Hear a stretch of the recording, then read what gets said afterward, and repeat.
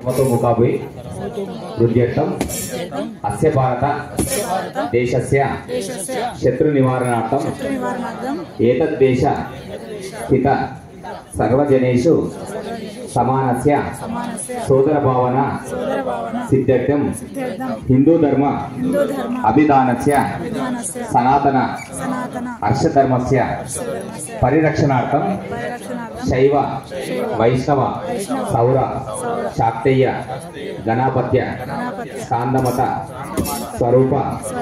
षण्मतात्मक हैंदव धर्मस्य अभ्युदयार्थम तद्धर्म प्रतिकूलता परिहारार्थम तद्धर्मस्य सर्वोन्नति सिद्ध्यर्थम तद्धर्म वैरी क्षयार्थं च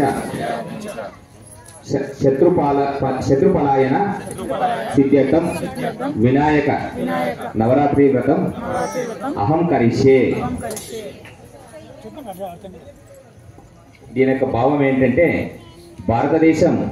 అన్ని విధాల అభివృద్ధి చెందాలని, దేశం శత్రువుల వినాశనం కోసం, పలాయనం కోసం ఈ దేశంలోని ప్రజలందరి మధ్యన ఆత్మీయత, సమైక్యత, సోదరభావం పెంపొందించడం కోసం హిందూ ధర్మంగా పిలువబడే శైవము, వైష్ణవము, సౌరము, శాక్తేయము, గానపత్యము, స్కాందము అను 6 శాఖలతో కూడిన ఈ వైదిక ధర్మరక్షణ కోసం, అభివృద్ధి కోసం, ఈ ధర్మానికి అడ్డుపడే ప్రతికూల శక్తులను అణిచివేయడం కోసం ఈ వినాయక నవరాత్రి వ్రతాన్ని శ్రద్ధాభక్తులతో మేము చేయుచున్నాము।